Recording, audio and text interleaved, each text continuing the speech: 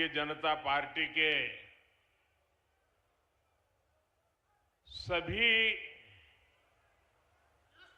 कार्यकर्ताओं का हृदय से बहुत बहुत अभिवादन करता हूं, अभिनंदन करता हूं।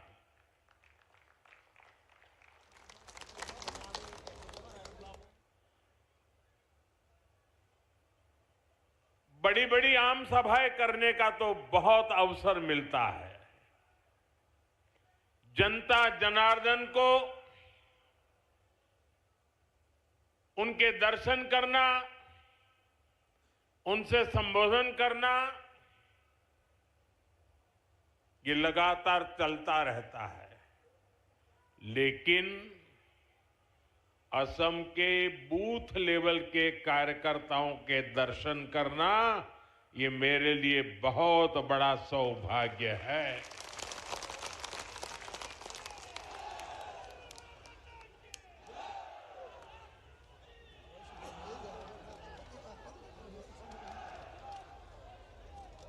आज भारतीय जनता पार्टी जहां पहुंची है, उसका श्रेय, उसकी क्रेडिट अगर किसी को मिलती है तो वो सिर्फ और सिर्फ भाजपा के कार्यकर्ताओं को मिलती है।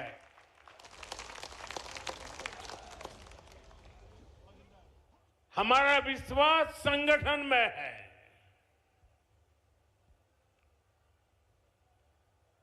हम राष्ट्र जीवन में परिवर्तन का आधार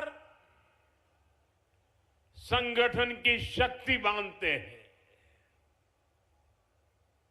और इसलिए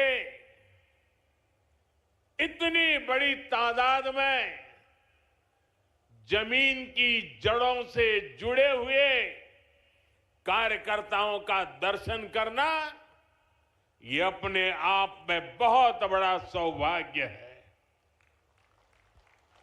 साथियों, हम लोग एक ही मंत्र को लेकर के जिए हैं। हम लोग एक ही मंत्र को साकार करने के लिए अपने आप को खपा रहे हैं और वो मंत्र है भारत माता की जय। दोनों मुट्ठी बंद करके पूरी ताकत से मेरे साथ बोलिए, भारत माता की, भारत माता की, भारत माता की, वंदे वंदे वंदे। यहां इस विशाल कार्यकर्ता सम्मेलन में आए हुए भाजपा के हर एक कार्यकर्ता का मैं हृदय से स्वागत करता हूं, अभिनंदन करता हूं। भाजपा में रहते हुए आपने मां भारती की सेवा को,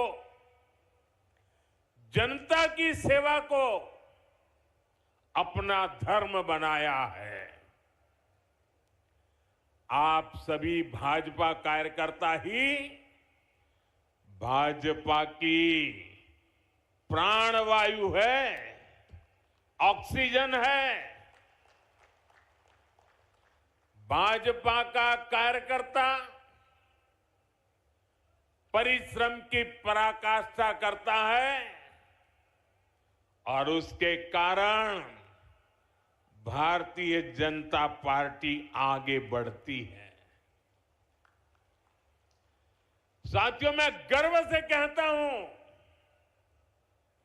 अगर मेरा सबसे बड़ा कोई क्वालिफिकेशन है, मेरी सबसे बड़ी गौरवपूर्ण मेरे जीवन की बात है, तो वो यही है कि नरेंद्र मोदी भाजपा का कार्यकर्ता है और एक भाजपा कार्यकर्ता के तौर पर मैं असम के अपने सभी कार्यकर्ता और भाई बहनों को, संगठन की शक्ति को सर झुका करके नमन करता हूं। साथियों, मैं मां आदि शक्ति, मां कामाख्या को भी कोटि कोटि प्रणाम करता हूं।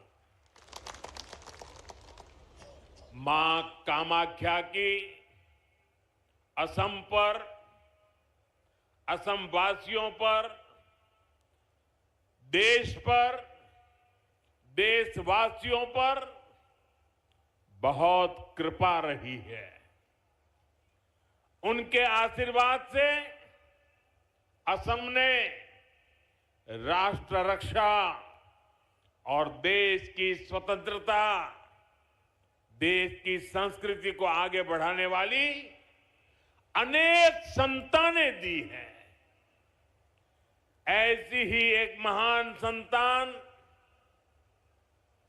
कविंद्र पुरकायस्थ जी को मैं आज प्रणाम करता हूं। उन्होंने अपना पूरा जीवन असम और समाज की सेवा के लिए समर्पित किया। इसी योगदान को नमन करते हुए बीजेपी एनडीए सरकार को उन्हें पद्म पुरस्कार से सम्मानित करने का सौभाग्य मिला है। वर्ष 2014 के बाद नॉर्थ ईस्ट के 125 से अधिक महान व्यक्तित्वों को पद्म पुरस्कार मिले हैं। 125 से अधिक। ये दिखाता है कि असम की धरती का, नॉर्थ ईस्ट की धरती का सामर्थ्य कितना बड़ा है। नॉर्थ ईस्ट का यही सामर्थ्य अब विकसित भारत का बहुत बड़ा आधार है। साथियों, कुछ दिन पहले ही देश का बजट आया है। बजट के बाद असम का, नॉर्थ ईस्ट का मेरा ये पहला दौरा है। जिस नॉर्थ ईस्ट को कांग्रेस ने हमेशा नजरअंदाज किया, हम उस नॉर्थ ईस्ट की भक्ति भाव से सेवा कर रहे हैं। नॉर्थ ईस्ट हमारे लिए अष्टलक्ष्मी है। इस वर्ष का बजट अष्टलक्ष्मी के लिए बीजेपी एनडीए के विजन को और मजबूती देने वाला है। बजट में बहुत अधिक फोकस नॉर्थ ईस्ट को आर्थिक रूप से आत्मनिर्भर बनाने पर है। इस साल असम को टैक्स की हिस्सेदारी के रूप में लगभग 50,000 करोड़ रुपए मिलने वाले हैं। साथियों, कांग्रेस सरकार के समय असम को कैसे पाई पाई के लिए तरस कर रखा जाता था, और वो आपको तो भली भांति याद होगा। कांग्रेस के समय असम को टैक्स के हिस्से के रूप में सिर्फ 10,000 करोड़ रुपया मिलते थे। अब भाजपा सरकार में असम को कांग्रेस सरकार के मुकाबले 5 गुना ज्यादा रुपये मिल रहे हैं। अगर मैं पिछले 11 वर्ष की बात करूं तो असम को तमाम विकास परियोजनाओं के लिए केंद्र सरकार से 5.5 लाख करोड़ रुपए से अधिक मिले हैं। ये आंकड़ा आपको याद रहेगा? मैं जो आंकड़ा बोल रहा हूं याद रहेगा आपको? फिर से एक बार बोलता हूं, केंद्र सरकार से 5.5 लाख करोड़ रुपए से अधिक मिले हैं। कितने कितने? पीछे से आवाज आनी चाहिए। कितने? आप मुझे बताइए कितने? और जोर से बोलिए कितने? साथियों, आप मुझे बताइए, जो कांग्रेस असम के विकास के लिए पैसे देने से भी बचती हो, वो कांग्रेस क्या असम का विकास कर सकती है? असम का विकास कर सकती है? कभी भी कर सकती है? आपका भला कर सकती है? यहां के युवाओं का भला कर सकती है? यहां के किसानों का भला कर सकती है? यहां के गांव का भला कर सकती है? साथियों, इस साल के बजट में नॉर्थ ईस्ट की कनेक्टिविटी को और अधिक मजबूती देने का काम किया गया है। कनेक्टिविटी बढ़ती है तो रोजगार के अवसर भी बढ़ते हैं। इसलिए असम में हाईवे और अन्य रोड प्रोजेक्ट के लिए करीब हजारों करोड़ रुपए देना तय हुआ है। बजट में जो घोषणा हुई है उससे असम में टूरिज्म का भी विस्तार होगा। अभी आपने देखा होगा, परीक्षा पे चर्चा का कार्यक्रम गुवाहाटी में हुआ था। हमने ब्रह्मपुत्र नदी में क्रूज पर विद्यार्थियों से चर्चा की थी। आने वाले समय में ब्रह्मपुत्र पर ऐसे ही रिवर टूरिज्म को और बढ़ाया जाएगा। मैं ऐसे ही वहां नहीं गया था। मैं देश को बताना चाहता था कि टूरिज्म के लिए इससे बेहतर जगह नहीं है। आओ, ये मेरा असम है, ये मेरी ब्रह्मपुत्र है। आइए, इस बार के बजट में इसके लिए भी व्यवस्था की गई है। साथियों, आज के दिन देश की नजरें असम पर है। सबने देखा कि असम का नॉर्थ ईस्ट का सामर्थ्य क्या है। थोड़ी देर पहले जब मैं वायुसेना के विमान से मोरान के हाईवे पर उतरा, रनवे पर नहीं, हाईवे पर विमान से उतरा, तो एक नया इतिहास बन गया। कभी नॉर्थ ईस्ट का नाम आते ही लोग सोचते थे, अरे यार छोड़ो, टूटी फूटी सड़कें, कोई ठिकाना नहीं, निकलेंगे तो पता नहीं कब पहुंचेंगे। वो भी एक वक्त था, ये भी एक वक्त है। और आज यहां ऐसे हाईवे बनकर तैयार हो रहे हैं जहां सिर्फ गाड़ियां ही नहीं चलती, बल्कि हवाई जहाज भी लैंड करते हैं।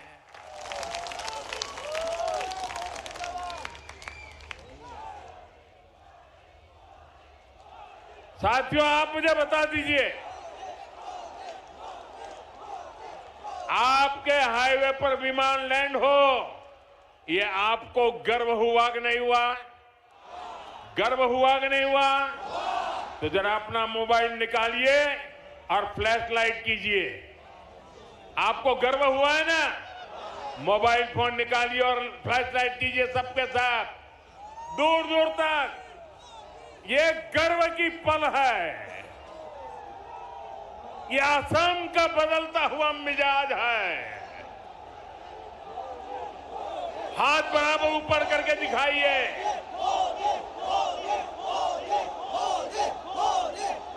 आपको गर्व हुआ कि नहीं हुआ? गर्व से मन भर गया कि नहीं भर गया? बोलिए भारत माता की। साथियों, असम का इतना विकास इसलिए हो रहा है क्योंकि यहां आप सभी की मेहनत से बीजेपी सरकार बनी है। यहां के नागरिकों ने भाजपा पर भरोसा किया है। आपने मेरा बूथ सबसे मजबूत, मेरा बूथ, मेरा बूथ, मेरा बूथ सबसे मजबूत की भावना से बूथ बूथ जाकर एक एक परिवार को मिलकर, एक एक मतदार को मिलकर बीजेपी के हर समर्थक को अपने साथ जोड़ा, उन्हें उनके वोट की ताकत का परिचय करवाया और इसी प्रयास से ही असम में बीजेपी की सरकार बनी। असम के इसी आशीर्वाद के कारण, असम के नागरिकों के वोट के कारण यहां लाखों गरीबों के घर बने, लाखों परिवारों में शौचालय की व्यवस्था हुई, पीने का साफ पानी उनके घर तक पहुंचा। आप मुझे बताइए, गरीब को घर मिलता है तो पुण्य मिलता है कि नहीं मिलता है? गरीब के घर में टॉयलेट बनता है तो पुण्य मिलता है कि नहीं मिलता है? गरीब के घर में पीने का पानी पहुंचता है तो पुण्य मिलता है कि नहीं मिलता है? इस पुण्य का हकदार कौन है? इस पुण्य का हकदार कौन है? एक पुण्य का हकदार कौन है? इस पुण्य का हकदार भारतीय जनता पार्टी के बूथ का कार्यकर्ता है। गरीबों को आयुष्मान योजना का लाभ मिला, उन्हें सुरक्षा और आत्मविश्वास मिला। इसलिए इस बार भी आपको ऐसे ही अपने बूथ पर एक एक वोट पर ध्यान रखना है। रखोगे? अब और कुछ मत करो, बस पूरी ताकत बूथ में लगा दो। आपका बूथ विजयी होगा तो बीजेपी विजयी होगी कि नहीं होगी? आपको विजय पाना है तो कहां पाना है? बूथ में विजय पाना है। साथियों, आज देश को सिर्फ एक और इमरजेंसी लैंडिंग स्ट्रिप नहीं मिली है, ये इस बात का भी प्रमाण है कि नया भारत अपनी सुरक्षा के लिए हर तरह से तैयार हो रहा है। आज का भारत न सिर्फ अपनी सीमाओं को सशक्त कर रहा है, बल्कि देश के दुश्मनों को उनके घर में घुसकर जवाब भी देता है। साथियों, आज ही पुलवामा हमले की बरसी है। मैं इस हमले में जान गंवाने वाले मां भारती के वीर सपूतों को नमन करता हूं। इस आतंकी हमले के बाद भारत ने जिस तरह आतंकियों को सजा दी, वो पूरी दुनिया ने देखा है। और कुछ लोग तो आज भी कांप रहे हैं।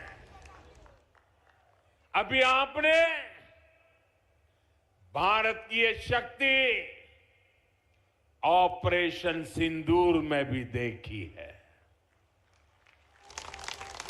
लेकिन साथियों, मैं आपसे जानना चाहता हूं, क्या कभी कांग्रेस से हम देश हित के लिए इतनी हिम्मत के साथ फैसले करने की ताकत थी क्या? वो कर सकते थे क्या? वो ज्यादा से ज्यादा बयान दे सकते हैं, वो कुछ नहीं कर सकते। जो कांग्रेस भारत को राष्ट्र मानने से भी इनकार करती हो, जो सवाल करते हैं कि मां भारती क्या होती है, जो मां भारती के नाम तक से परहेज करती हो, जो मां भारती के प्रति जरा सा सम्मान तक नहीं दिखाते, वो हमेशा देश को खतरे में डाल के रखा। कांग्रेस के समय में जब भी सेना के लिए हथियार खरीदे गए, उसका मतलब होता था हजारों करोड़ का घोटाला। साथियों, आज देश अपनी सेनाओं को मजबूत कर रहा है। भारत अपनी सीमाओं पर शानदार हाईवे, शानदार टनल्स, ऊंचे ऊंचे ब्रिज, आधुनिक एयरफील्ड, ये सब बना रहा है। देश की सुरक्षा बढ़ा रहा है। और इसलिए कांग्रेस बौखलाई हुई है। उनको यही हो रहा है कि मोदी सब कैसे कर लेता है।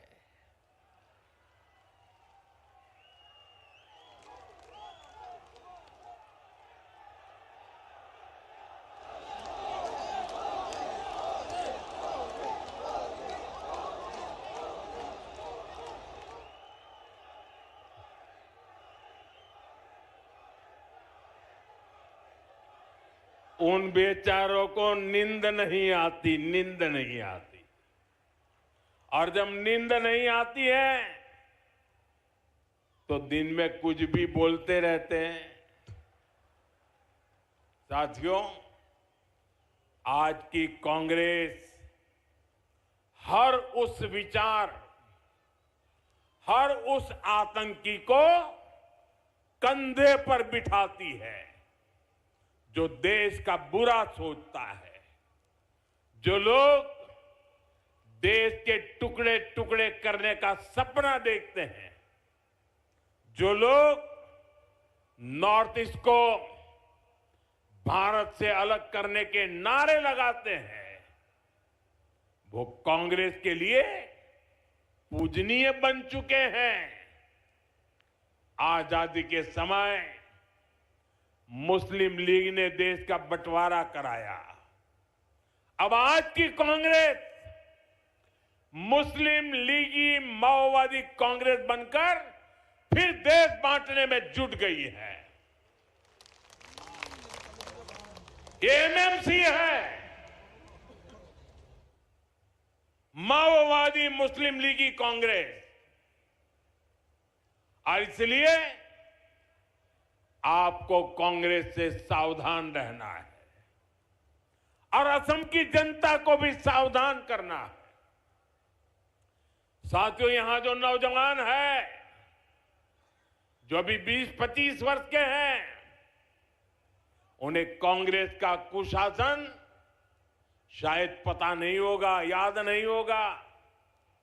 कांग्रेस की सरकारें चाहे असम में रही हो या फिर दिल्ली में, उन्होंने असम को अपने हाल पर छोड़ दिया था। आज जब मैं यहां ब्रह्मपुत्र के तट पर खड़ा हूं तो इस महान नदी का ही उदाहरण देता हूं। असम के विकास में, असम के लोगों के जीवन को आसान बनाने में ब्रह्मपुत्र की बहुत बड़ी भूमिका है।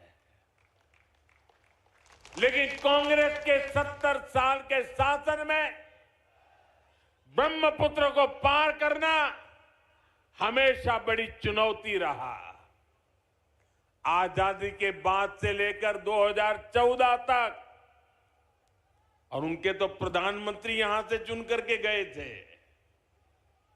यानी लगभग 7 दशक में कांग्रेस सरकारों ने ब्रह्मपुत्र पर सिर्फ 3 पुल बनवाए थे। इतने दशकों में कितने पुल? कितने? आप कल्पना कर सकते हैं कि इतनी विशाल नदी और असम की इतनी बड़ी जनसंख्या को जीवन देने वाली नदी पर सिर्फ 3 पुल बने थे। क्या ऐसी हालत में असम तेज विकास संभव था क्या? तेज विकास संभव था क्या? मेरे कार्यकर्ता साथियों, 2014 में आपकी मेहनत का परिणाम था कि मुझे भारत सरकार में देश की सेवा का अवसर मिला। और उसके बाद 2-3 साल बाद आप सभी भाजपा कार्यकर्ताओं ने यहां डबल इंजन सरकार बनाई। और इसका नतीजा क्या हुआ?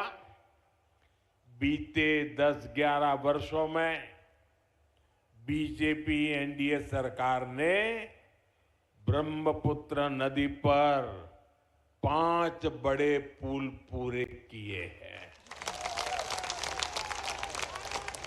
ये आंकड़े याद रहेंगे ना? कांग्रेस की 70 साल की सत्ता में सिर्फ 3 पुल बने थे, लेकिन हमने सिर्फ 10 वर्षों में 5 पुल बनाए हैं। यानी कांग्रेस ने असम को सिर्फ समस्याएं दी, जबकि बीजेपी ने असम को समाधान दिए हैं। साथियों, आज गुवाहाटी के 2 हिस्सों को जोड़ने वाले शानदार पुल का भी लोकार्पण हो गया है। इस सेतु का नाम प्राचीन कामरूप के महाप्रतापी सम्राट कुमार भास्कर वर्मन जी के नाम पर रखा गया है। ये लोग होते तो अपने परिवार पर ही नाम चढ़ा देते। यानी ये भास्कर सेतु असम के आधुनिक इंफ्रास्ट्रक्चर और असम के समृद्ध इतिहास का संगम है। ये इस बात का प्रमाण है कि बीजेपी तेज विकास करती है और विरासत को भी आगे बढ़ाती है। साथियों, इस नए सेतु के बनने से गुवाहाटी देश का एक बड़ा ग्रोथ सेंटर बनने की दिशा में आगे बढ़ेगा। 6 लेन के इस ब्रिज से नौजवान हो या बुजुर्ग, किसान हो या उद्यमी, सबको फायदा होगा। और मैं आपको एक और बात बता दूं, यहां अभी ऐसे कई सारे पुलों पर काम चल रहा है। जब ये सभी तैयार हो जाएंगे तो असम और नॉर्थ ईस्ट के विकास को बहुत तेज गति मिलने वाली है। भाइयों और बहनों, कांग्रेस के दशकों के कुशासन की सबसे बड़ी वजह रही है कांग्रेस की तुष्टीकरण की राजनीति, वोट बैंक पॉलिटिक्स। कांग्रेस ने असम को हमेशा वोट के चस्पे से ही देखा। कांग्रेस ने हर वो काम किया जिससे तुष्टीकरण को बढ़ावा मिले और हर वो काम रोका जिससे असम का विकास हो। कांग्रेस के समय केंद्र सरकार की योजनाओं को असम तक पहुंचने में भी बरसों लग जाते थे, लेकिन साथियों, बीजेपी ने असम के विकास को, नॉर्थ ईस्ट के विकास को हमेशा प्राथमिकता दी है। बीते 11 वर्षों में देखिए, जब भी कोई नई शुरुआत देश में हुई तो तुरंत उसका लाभ नॉर्थ ईस्ट को भी मिला, कोई भी विलंब के बिना मिला।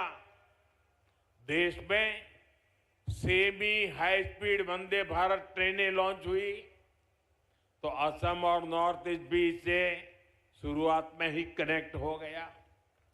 अभी कुछ समय पहले देश की पहली स्लीपर वंदे भारत ट्रेन असम से ही शुरू हुई है।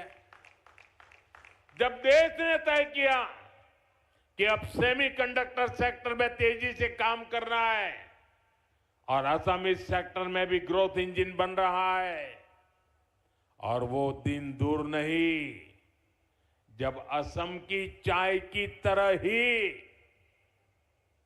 असम की चाय की तरह ही असम में बनी चिप्स की भी पूरी दुनिया में चर्चा होगी।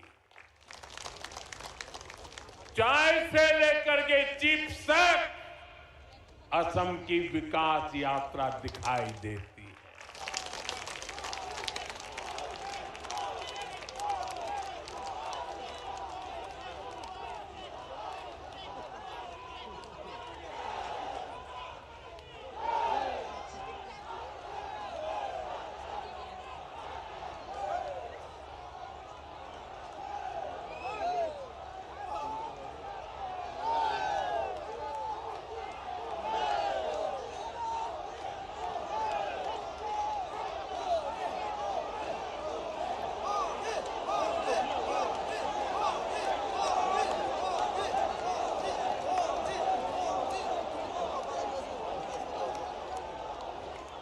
साथियों, असम का ये प्यार मैं कैसे भूल सकता हूं।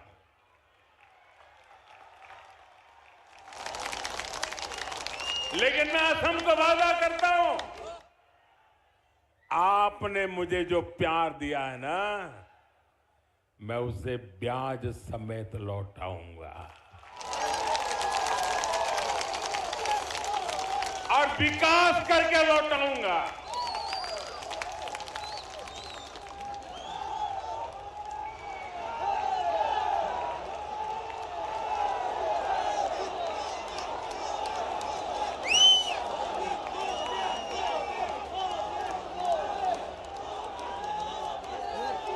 साथियों, मैं आपको डिजिटल कनेक्टिविटी का भी उदाहरण दूंगा।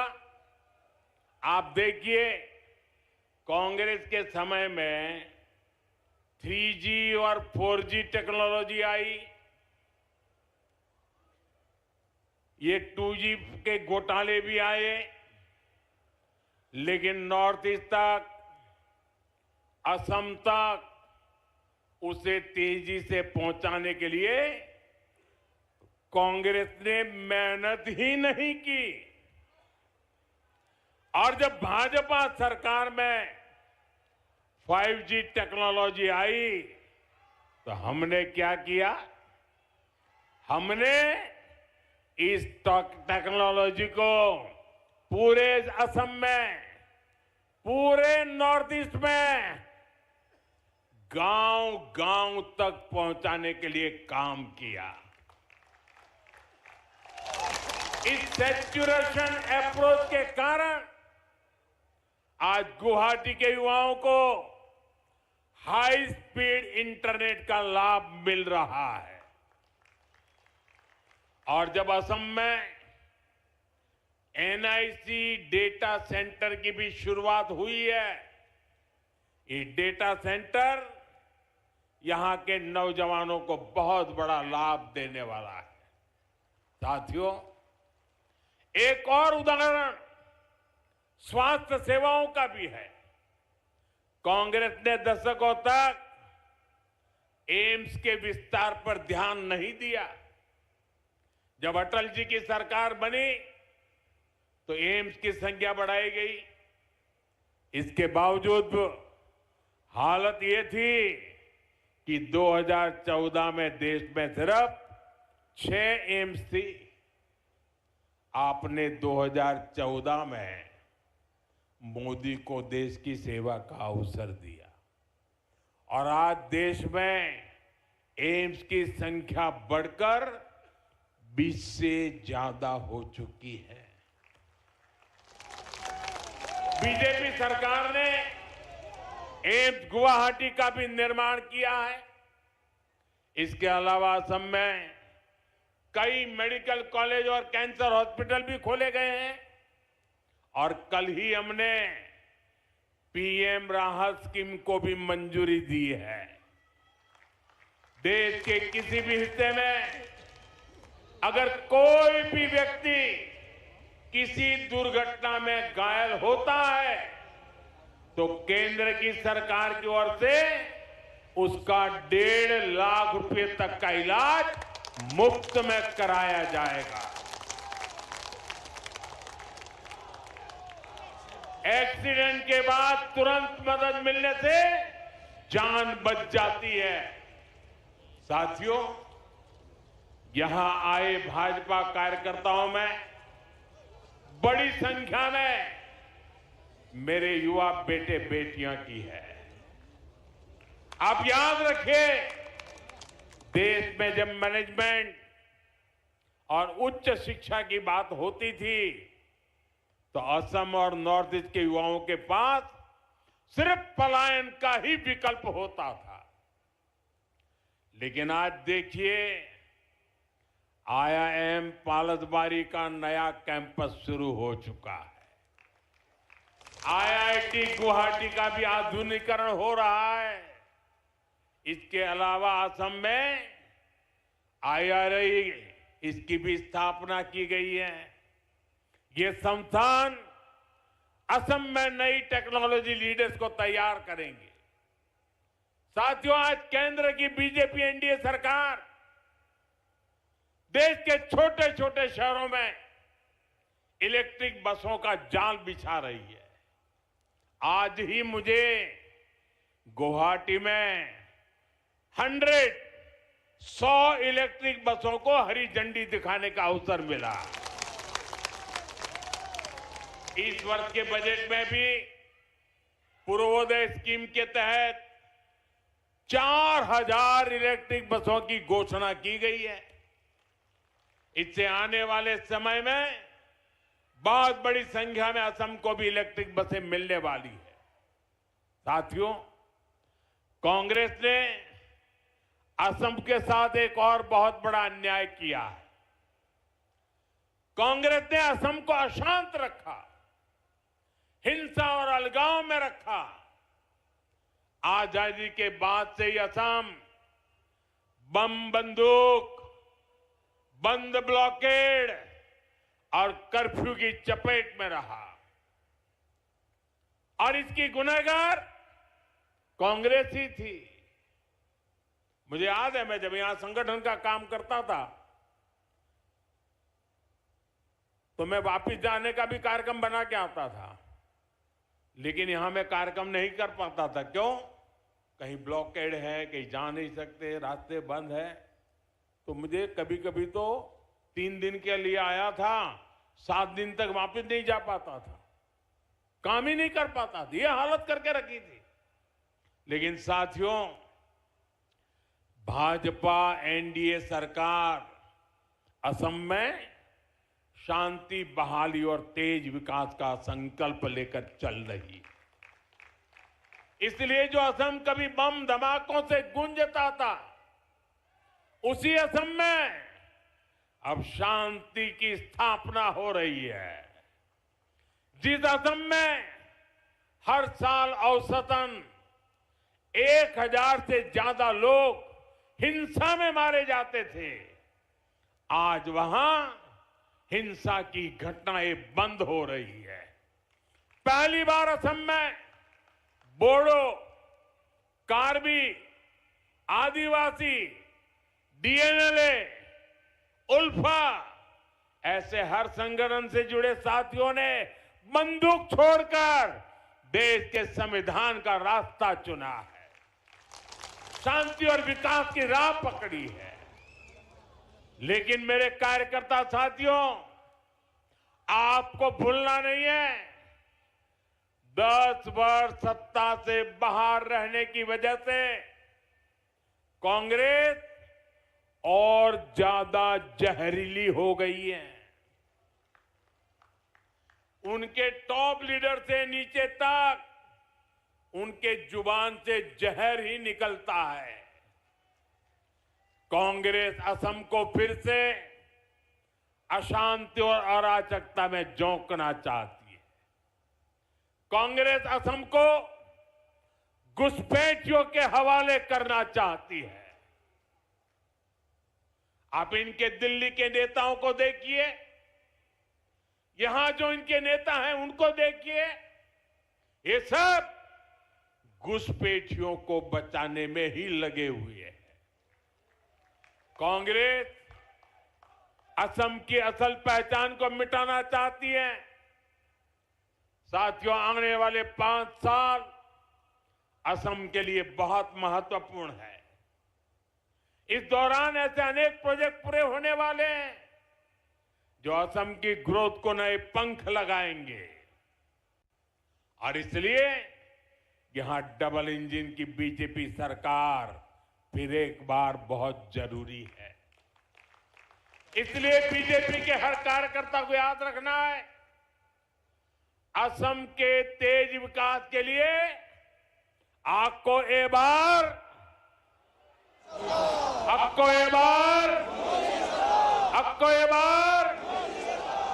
असम के युवाओं को रोजगार के लिए आपको एक बार असम की बेटियों को नए अवसरों के लिए आपको एक बार असम की पहचान बचाने के लिए आपको एक बार। साथियों, आज यहां आप सबका ये जोश देखकर असम की महाविजय का मेरा विश्वास और मजबूत हो गया है।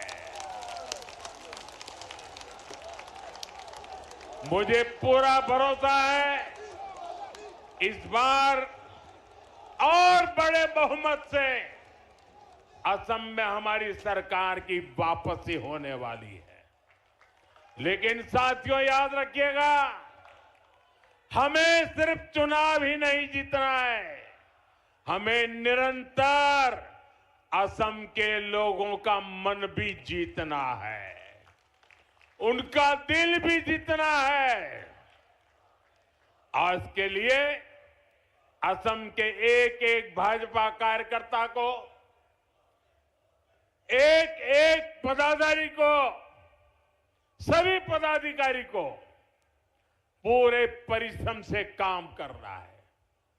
जब तक असम में वोटिंग का काम पूरा नहीं होता है, जब तक काउंटिंग नहीं होता है, जब तक नई सरकार के भाजपा की सरकार के शपथ नहीं होते हैं, तब तक हमें हर दिन अपने क्षेत्र के हर घर में जाना है, हर घर में लोगों को मिलकर उनकी आकांक्षा अपेक्षा सुननी है, लोगों को अपने काम बताने हैं, उनके काम आना है। एक एक पन्ना प्रमुख, एक एक बूथ वर्कर को अगले 2 महीने खूब मेहनत करनी है। अगले 2 महीने एक एक घर में एक एक असमिया भाई बहन तक अपनी सरकार के विजन को पहुंचाना है। साथियों, असम में तीसरी बार बीजेपी एनडीए सरकार असम के 3 गुना विकास का रास्ता बनाएगी। इसलिए हर एक कार्यकर्ता का एक ही मंत्र होना चाहिए, मेरा बूथ, मेरा बूथ, मेरा बूथ, मोर बूथ।